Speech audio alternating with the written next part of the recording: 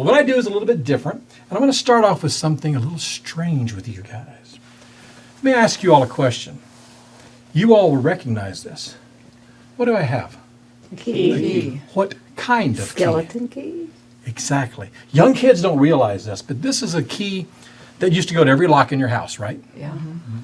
My grandmother, this key belonged to her. Actually, it started off with my great-grandmother.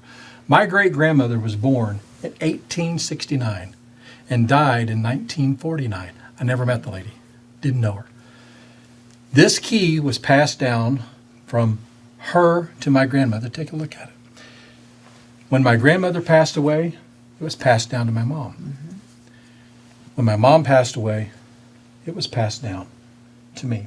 Now I remember my other grandmother had those locks. You remember the locks this thing went to? Yes. Those big, ugly black things that had the little knob on the top, and it was every lock in the house open but this key. Well, I had a strange dream the other night. Very strange dream. In the dream, I'm standing in front of my grandmother's house. Now you have to understand, guys, the key went to this house.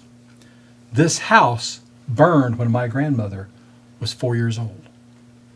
All I've ever seen are the pictures of the house, very old black and white photos. But in my dream, I'm standing on the front porch of this house, and I'm holding this key. And I'm thinking to myself, where is my dream going to take me? And as I stood there, I noticed around me, I'm a big Halloween fan, so I know where this came from in the dream. It was like a perfect Halloween night.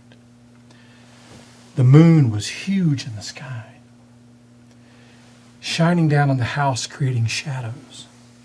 The trees, you could see the branches move in the wind, almost as if the trees were petting the house. As I walked up on the front porch, uber creepy. I'm standing here, and I'm thinking, what's going to happen now as I looked at the door? Then I felt my grandmother's cold, dead hand on my shoulder. And she reached around with the other hand. And as my grandmother reached around with her other hand, she touched the key.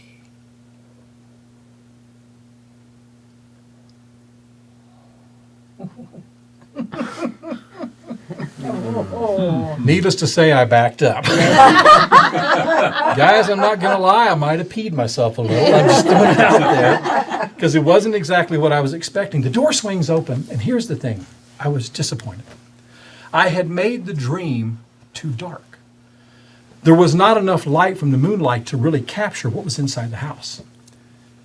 But as I looked further down, I saw this flicker of light coming from what looked like the kitchen. I could make out, do you remember those refrigerators that had the big front on them and the big handle? Yeah. You know, you put in something this much because there's that much ice. Remember these things, right?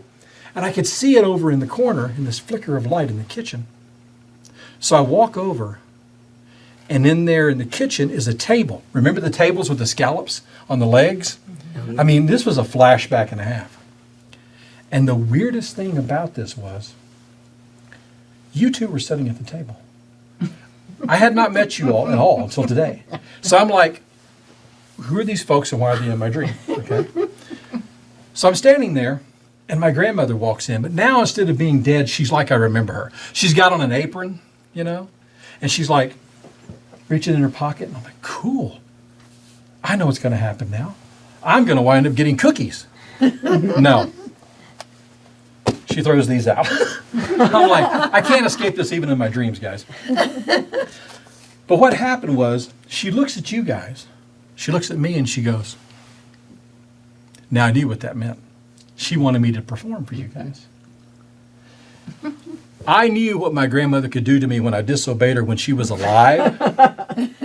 Didn't want to find out what she'd do to me if I disobeyed her when she's dead. So I said, okay, fine, well, I guess we'll do this. And again, guys, some of this stuff I have no clue about because this is not something I typically do. But I looked at you and I said, give me a number between 10 and 20. But before you do, I'm going to count out that number of cards and add it back to itself so we have a totally random choice here, okay? Give me a number between 10 and 20. 12. 1, 2, 3, 4, 5, 6, 7, 8, 9, 10, 11, 12. Said I would add it back. 2 and 1 is 3. 1, 2, 3. You'll be the only one to see that. Pick it up, take a peek at it if you would, please. And then I want you to just stick it right back there. Then I turned to you, and I started doing this. I have no idea why. I don't do anything like this in anything I do in magic. But at some point, you told me to stop. Stop. Now, is that good, or should I add some more? That's good.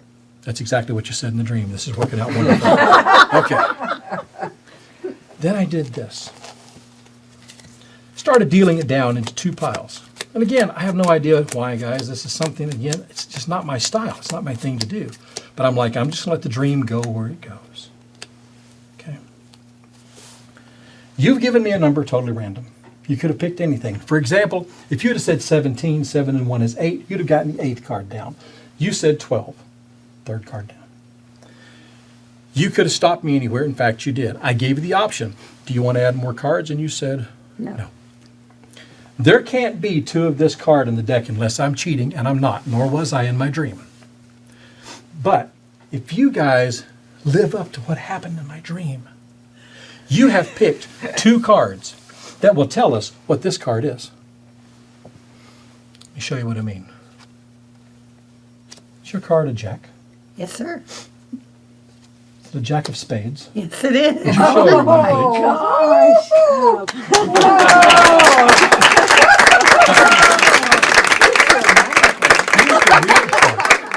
Here's the really weird part. You know how dreams are? They never make sense. You know, your house isn't your house, your kids aren't your kids, whatever.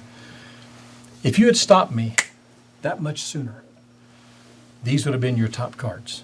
Do you know what would have happened then?